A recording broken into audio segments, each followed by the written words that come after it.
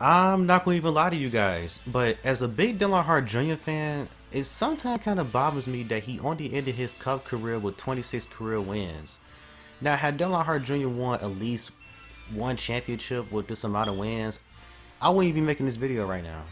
But I'm not gonna even lie, it's just something I've been thinking about for the past couple of years, pretty much ever since he retired. Just thinking about the ones that slipped away, the wins that the races he should have won.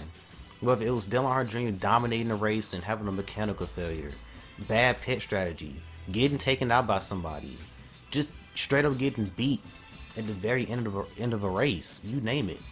But if it wasn't for all the misfortune in Dale Earnhardt Jr.'s career, he could have been right up there with Mark Martin in career wins, and that's 40.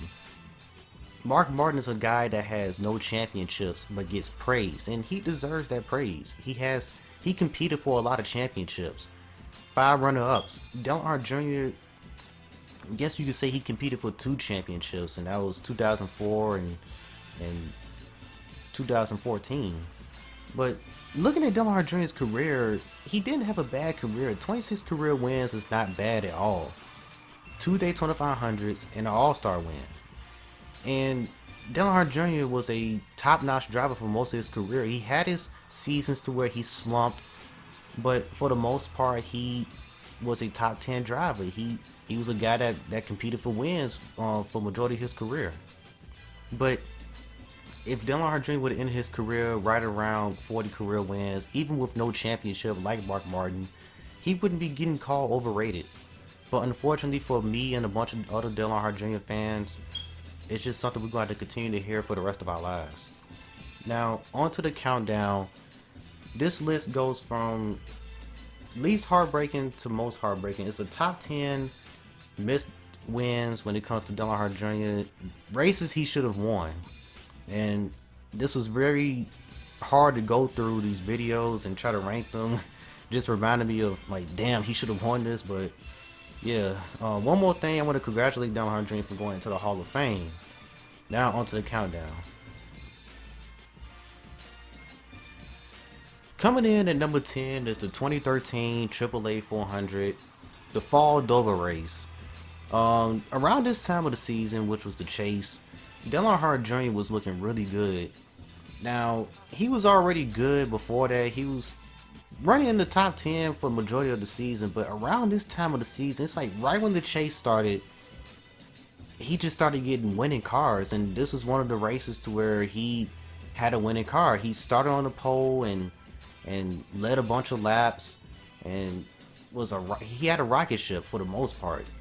But unfortunately, like, you know, you can't have Dale Jr. dominating the race without some type of controversy or something like that. So yeah, he dominated the race to start off, and he led like the first 80 some laps, and then right around the first pit stop, that's when trouble occurred for Dale Earnhardt Jr. Junior slowing.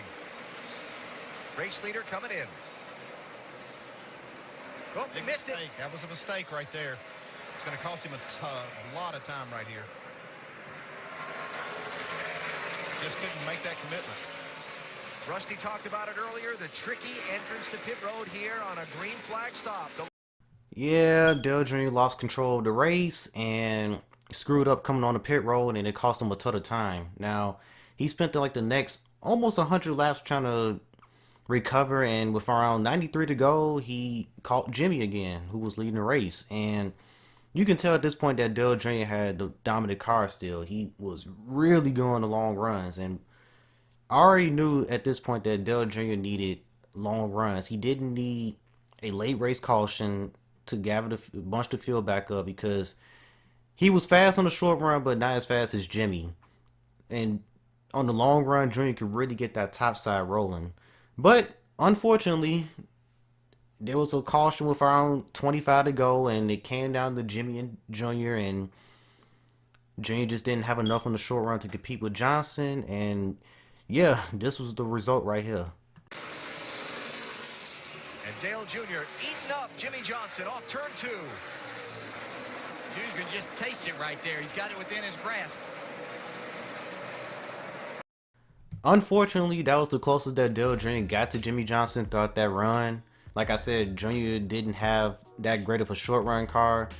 And unfortunately, Jimmie Johnson went on to win the damn race. And I wasn't even surprised at this point, because this is during the time period that Jimmie Johnson still had that golden horseshoe stuck up his ass. And so I wasn't even surprised at that point. So yeah, moving on. Let's stay in the year 2013. Let's move on to number 9, and that's the 2013 Quicken Loans 400. Now, we all remember that time where Dale Earnhardt Jr. broke a 143 race winless streak at Michigan in 2012. A year later, Dale Earnhardt Jr. was on a winless streak again. And damn it, Dale Earnhardt Jr. fans like myself was ready to see him win again. But huge difference though between this race and the race that he won the previous year. Dale Jr. had nowhere near the car he had in 2012. I mean, it was fast, but he wasn't just flat out dominant though. He ran inside the top 5 for majority of the day, but he wasn't a dominant car. The dominant car was Kasey Kahne. That's right, Kasey Kahne was the dominant car, not Dale Earnhardt Jr. But unfortunately for Kasey Kahne, like always, he ran into some bad luck and had trouble and was out of the race. And this handed the race to Dale Earnhardt Jr. pretty much.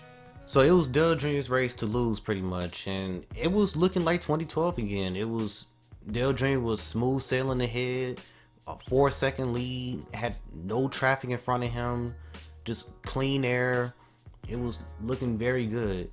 And it was halfway through the race at this point, and as a Dale Jr. fan, I'm just relaxing, but at the same time, I'm kind of tensed up. And like always, Dale Jr. got to deal with something, and unfortunately, he had engine trouble. Kahne leading, hits the wall after losing a tire, and now Dale Earnhardt Jr. falling back. He's given up the race lead to Jimmie Johnson. Greg Biffle has gone by for second, and the problem's just beginning for the 88. Yeah, once a cylinder goes down like this, if it's not a box or something like that, I mean, you're done. I mean, it's just eventually it'll blow up. You can see top speed 187. Normally it's what, 210 in there. 207. And we heard Steve Letarte say on the radio while we were away at break, you've just got to ride it out.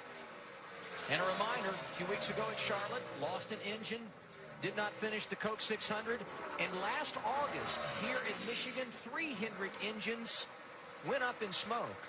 Unfortunately, Dale Earnhardt Jr. blew a motor and wasn't going to be able to get back-to-back Michigan wins. And just in general, Hendrick Motorsports just had a bad day. Engine trouble for 3 out of the 4 Hendrick cars. After Junior blew up, Jimmie Johnson was the next car that was the most dominant, and then he had engine trouble. So just a terrible day for Hendrick Motorsports altogether. Coming in at number 8 is the 2004 Aaron's 499, and I'm pretty sure some of you are probably looking shocked right now, because how is this ranked so low when it comes to Dale Jr. missed wins? You would think this would be in the top 3. When a lot of people think about races that Junior got screwed out of, they instantly look at this one. And I just want to start off by saying that between the years of 2001 to 2004, DEI was the dominant team when it came to the restrictor plate tracks. If you wanted to win at Daytona or Talladega, you had to go through Dale Earnhardt Jr. and Michael Waltrip. But what a lot of people seem to forget is that this race right here is the race that a team named Hendrick Motorsports started to gain on DEI and actually gave them a run in this race. When you go back and watch this race, it was pretty much Dale Earnhardt Jr. versus Hendrick Motorsports, and not gonna even lie, I think that if this race had gone green and not in on the yellow, I think Hendrick Motorsports probably would have legit beat Dale Earnhardt Jr.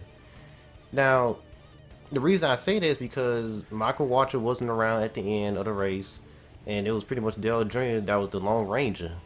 And just looking at the footage, I mean, you could just see Hendrick Motorsports was just gaining up on Junior. Now, as I'm sitting here saying that Dale Earnhardt Jr. had no chance, no, because Junior's car was so powerful back then at these plate tracks that he could just make passes on his own. But, man, I just wish that NASCAR would have restarted the race at least to see how things would have played out, but instead we got this ending instead. Gordon inches ahead. Right there is where Junior is so strong. Sailing off into the trouble. turn. One car around, and it's Brian Vickers. All right, the caution is out, and we are past the red flag lap. We are past the red flag lap. But remember, the field was frozen when the caution flag came out. And who at that moment was the leader? We'll have to go back and see. It would be obviously either Dale Earnhardt Jr. in the 8 or Jeff Gordon in the 24. Brian Vickers able to drive away. Who knows how that finish would have played out had the race stayed green or if NASCAR had restarted the race. But at the end of the day, Dale Earnhardt Jr. came really close to winning this race, and that's why it made the list. Coming in next at number 7 is the 2013 Ford EcoBoost 400, and god damn it, it's another one from 2013. Dale Earnhardt Jr. could have won so many races in 2013. You want to know what season reminds me of 2013? 2008, where Dale Earnhardt Jr. had so many fast cars, led so many laps throughout that season, only had one win to show for it. Could have easily won 7 or 8 races. But 2013 is worse though because he scored no wins. So, yeah. But here we are though. The season finale for the 2013 season, and Dale Earnhardt Jr. had no wins. And man, he gave it his all in this race right here. Riding the whole race. And to start off, Dale Earnhardt Jr. didn't really have a winning car. He had barely a top 10 car, but by the middle of the race, he was a contender and had a really, really good long run car. I don't know what it was with Junior in the chase, but it seemed like just about every race he had a really good long run car. And once again, he was showing that in this race, that he had a really good long run car. Now, I want to mention Matt Kenseth real quick. Matt Kenseth had the right to race really hard in this race because he was battling Jimmy Johnson for the title. Now, it's the reason why I'm mentioning that, and I'm going to get back to it in a little while. It's the reason why I'm mentioning that. But anyway, Dale Earnhardt Jr. took the lead around lap 140, right before green flag stops, and for the most part, kept the lead throughout the race. Now, of course, something happened, and Dale Earnhardt Jr. had a long run car. Remember that. He didn't have a good short run car. This is kind of similar to Dover. He didn't need a caution, but guess what?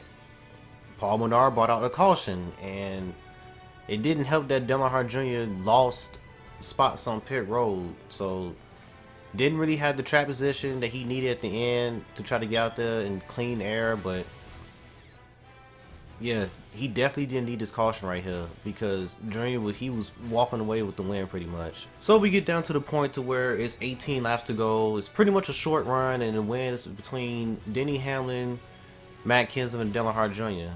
Now, remember what I said just a few minutes ago. Matt Kenseth had the right to race really hard because he was battling for a championship. And man, was Matt Kenseth doing his best impersonation of Ryan Newman because he raced the hell out of Dale Earnhardt Jr. Dale Jr. tried multiple times to get around this dude, and Jr. just couldn't never complete the pass. Unfortunately, Dale Jr. started to burn his tires up, and he started to fall back, and he had to settle for a third place finish. And man, how frustrating was that? I mean, if Jr. could have cleared Kenseth like a while ago, like as soon as possible, Jr. probably could have went up to Hamlin and probably could have won the race. Up next, coming in at number 6 is the 2005 Daytona 500. Dale Earnhardt Jr. was the defending champion of the Daytona 500, and he was looking for back-to-back Daytona 500s. Had he won this race, it would have been the first time that a driver has won back-to-back Daytona 500s since Sterling Marlin in 1994 and 1995. Now, let's talk about DEI's off-season. Dale Earnhardt Jr. was coming off one of his best seasons of his career at that point. 6 wins and a 5th place in the points, and was in championship contention throughout the whole season. Even when Homestead came around, he was still in contention to possibly win the title, mathematically. What does DEI do? They swap Michael Waltrip and Dale Earnhardt Jr.'s teams pretty much. Dale Earnhardt Jr., he doesn't have Tony Arie Jr. no more. He has another crew chief. and they pretty much swapped teams. So Dale Earnhardt Jr. has Michael Waltrip team, and Michael Waltrip has Dale Earnhardt Jr. team. Yeah, that was a bad move because Dale Earnhardt Jr. ran like shit throughout the whole 2005 season. But it all started with the 2005 Daytona 500. Dale Jr. started up front and quickly fell back and ran between 12th and 20th the whole race. And they spent the whole day trying to adjust on the car, and they will eventually get the car adjusted, but it was just crazy seeing Junior run top 5 throughout the whole Daytona 500 the previous year, and then run between 12th and 20th in this race. But they got the car tuned up, and Junior was on his way. Will Jimmy Johnson help his teammate or try to get to the front on the inside? I believe for this race, if I was Jimmy Johnson, I'd go to the outside. Look at Junior. He slams up to the outside. He's going to take the lead with 5 laps to go. Unbelievable. For the first time today, Dale Earnhardt Jr. leads the 500, but not for long. Here comes Stewart and a big pack on the bottom. Boy, Junior should have dove to the bottom and closed that door up. Stewart by half a car length. 4 laps to go. Man, you can get up there even with that other guy, but you just can't get the pass made.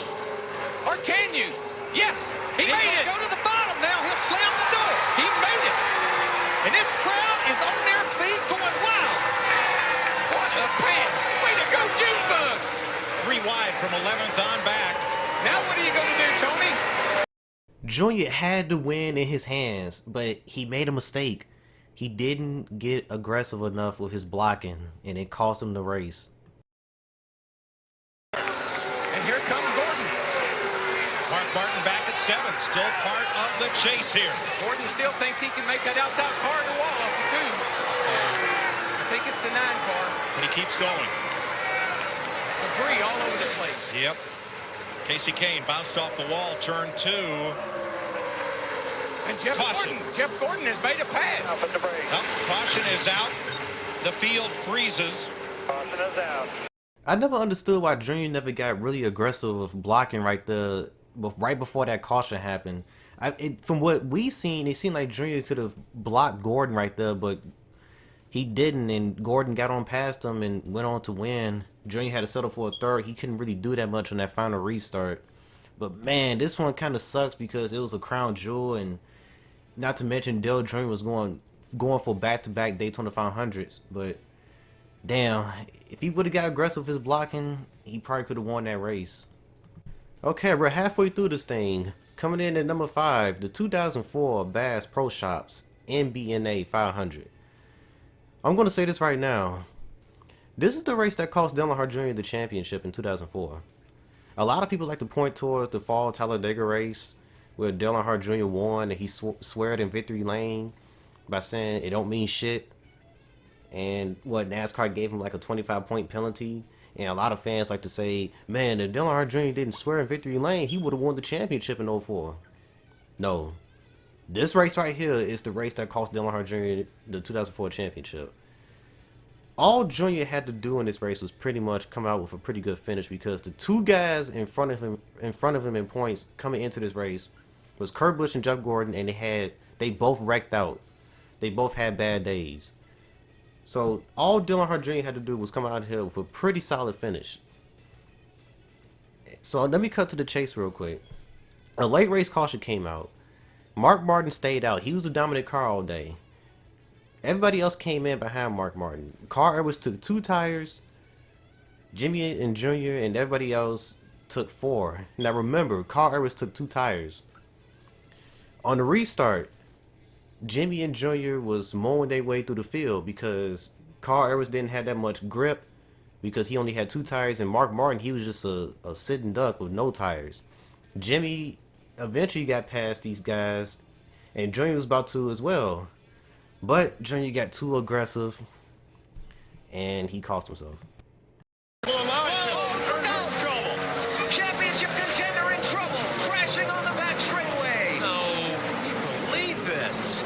Looked like he had contact with Carl Edwards, yeah. Oh, man.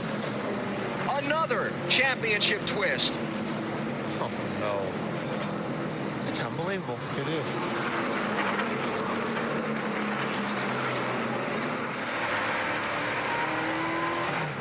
don't think I have to say a lot of damage to the 8-car, do I? Kurt Busch might be the luckiest dog today. Because all these other guys... Yeah, all these other guys can take a shot at him today, are having troubles. That right there ended Dale Earnhardt Jr.'s chances at the championship, and he would find himself 98 points behind. And the funny thing about it, he will go on to win next week at Phoenix, but it just seemed like at this point, Jr. was just over the whole season at this point. And just listen to what he had to say after he won Phoenix. It just seemed like he didn't really care. Great job just to get what he got. 2 to go, Dale. Championship thoughts now? No, we just win what we can win, and if we get that big trophy, we get it. If we don't, we'll get it next year. There's always another year. Let's just say that Dale Earnhardt Jr. went on to finish second in this race. And who knows how him and Tony Arie Jr. and the rest of that team would approach the season for the rest of the year. And as for the win, he would have challenged Jimmy for the win, I'm pretty sure. Like I said, he had a shot at this win, but this is more about the championship right here. This is the race that cost him the championship, and this is why this is slotted in at number 5. Number 4. Oh boy. The 2008 Spring Richmond race. Man, if you're a Dale Earnhardt Jr. fan, I'm pretty sure you get more and more pissed off as you watch this video, but man, this right here, you're probably surprised that this isn't in the top 3. Some people probably think that this deserves to be number 1 probably, but there's some other races that, you know, that's more disappointing than this one, in my opinion at least. But let's get to the race. Hamlin was the dominant car. Junior had a pretty solid car throughout the night. He got the car better and better and better throughout the night. But nobody couldn't touch Denny Hamlin though throughout this race. Kyle Busch was a pretty fast car throughout this race, and of course, eventually Dale Earnhardt Jr. had his car to where he was a winning car. But other than that though, they wasn't going to touch Hamlin though unless he had some trouble. And guess what? Denny Hamlin did have trouble. With around 19 laps to go, he had a tire going down, and this is when Dale Earnhardt Jr. and Kyle Busch pounced on Hamlin. Now, Hamlin has a tire going down. He knows he has a tire going down. And I'm going to get back to that in a minute. Junior takes the lead from Denny Hamlin, and he's driving away from Kyle Busch. Junior doesn't need a caution. Larry McReynolds said the same thing. He doesn't need a caution. Guess what? Almost a second lead over Kyle Busch in that 18. Biggest thing Dale Earnhardt Jr. does not need right now is a caution. He does not need a caution. Every one of Junior's laps is a 10th of a second quicker than Kyle Busch. Shocker. The caution happens anyway. Denny Hamlin knew he had a tire going down. Doesn't take it to pit road for whatever reason. And to where he blows a tire, debris on the track. NASCAR has to throw a caution. This sets up a restart, and it leads to a very controversial finish. Here, free to go. Here he goes. Junior goes up the hill. Let's see if he can get a bite on the bottom of the racetrack. They'll be side by side down the back straightaway. Ooh, man, that was tight off turn 2. He's got him. I believe he's got him this time. Oh, he turned him. No. Oh, he turned him. No. Now here comes Clint Boyer to take the yellow flag. Oh, no. And wild thing, Kyle Busch makes contact with Dale Earnhardt Jr. And it looks like the drought will continue. Boys, I'll just tell you something. That ain't going to go over too good right there. No, it's not. I'm just going to say this. I'm not one of those type of fans to where I'm biased. I'm not one of those type of fans to where I'm going to come to my driver's defense all the time. But still to this day, I always felt like this was on Kyle Busch. Junior left him room, and Kyle either just missed the corner or he meant to take out Dale Jr. So yeah, I'm just going to leave it at that. Moving on.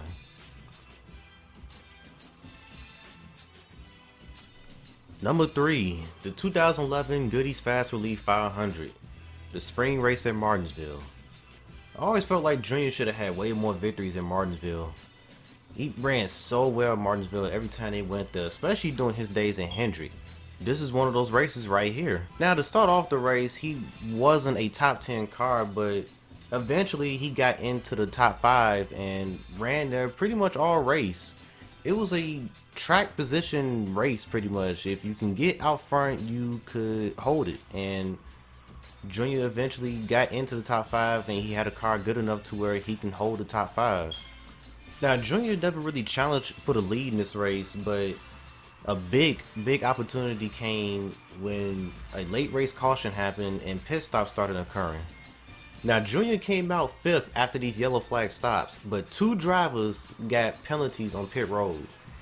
The other driver, I forgot who that was, I'm not gonna even lie. The second driver was Jimmy Johnson. He had to serve a penalty, which means that he had to go to the rear of the field. Those 2 drivers getting penalties moved Junior up to 3rd on the inside row. And it is really important, obviously, to start on the inside row at Martinsville. So Junior took advantage of that and he got after it. He went after Kyle Busch, and guess what? It was Dale Jr. versus Kyle Busch again. For the moment, Junior eventually got by Kyle Busch. Then, just when you think that Junior could just cruise away and just go ahead and just get the victory without having to deal with anything, no. Here comes the closer, Kevin Harvick. And I remember watching this race and just thinking to myself, like, no way Harvick gets to him. No way. But Harvick had the better short run car. Junior was really loose on this last run. I don't know what they did to the car. I don't know if they loosened him up for this last part of the run, but if they did, they made him too loose because you could just see on Harvick's onboard that he was just really loose. Harvick will eventually get to Junior, and man, this was so disappointing to see. Yeah, he really closes it up right there. Pulls within about a half a car length. But Junior is driving in pretty easy, and Harvick is overdriving, trying to get to him. 5 to go. And there's 2 lap cars out there that they may very well catch. Junior gets just a little bit better run off of turn 2. Gives him a little gap. Harvick is there. He gets underneath, and Junior holds him off. No, I don't think so. He's going to take him right here. Position. There it is. Got him. Junior got loose down there in 3 and 4. Opened the door for Harvick. He's not going to give up. Here he comes back. Junior crosses under. He's got the inside. Eases into the corner. Gives Harvick a bump. Whoa, Junebug. But Harvick sticks to the bottom and holds Junior a car length back. 3 laps to go. I guess you can say that Junior could have been more aggressive towards Harvick, but to be honest, Harvick had a much better car than Junior there at the end. Junior was just fading. He was just too loose there, and unfortunately had to settle for a 2nd place finish. Coming in number 2, the 2006 Fall Chase Race at Talladega. Junior Nation was ready to see Dale Jr. win again at Talladega for the first time since the fall of 2004. Before the race, Junior said that he was going to be aggressive. And guess what? Junior did not lie. He was aggressive. This is going to be up for debate, but this is the best race that Junior has ever drove at Talladega. The moves that he was making in this race was insane. Wild. Just crazy. I've never seen Junior drive so aggressive at Talladega. I mean, he's been aggressive before in the past before this, but just look at these moves that Junior was making. Eventually, Junior got himself into a position with about like 20 to go, and man, just look at the move. Chad Canales, Jimmy Johnson's crew chief. You see him in the 48 there on the outside lane. He says they're okay to the finish on fuel, Dave. And the 29 car of Kevin Harvick, good, real good, according to his crew. More than that, they fixed the front end, and that car is aerodynamically back near where it started, Marty. Dave, you can just feel the intensity pick up as it goes 3 wide out on the racetrack. Matt Kenseth is just a little bit short on fuel. Jeff Burton, however, says he's about a 1/10 of a gallon short, but they're going to go for it as best they can. So a 1/10 of a gallon short, but the championship leader is still going to the end. Now, when Junior took the lead right there, he eventually led everybody to the top side of the track. And this was the race right here that started the whole long line of cars that run the top at restrictor plate tracks. This is the race right here that started it. Now, I knew Junior was going to be in a bad spot right here because he had Hendrick cars behind him. Now, what Junior needed was for multiple people to pull down and create a second lane. It would have been easier to block then. But everybody surprisingly stayed in line. This was kind of a shocker during that time. And it created this finish right here. Fans cheering at Talladega. Earnhardt Jr. leads last lap. Outside. Vickers wants to go.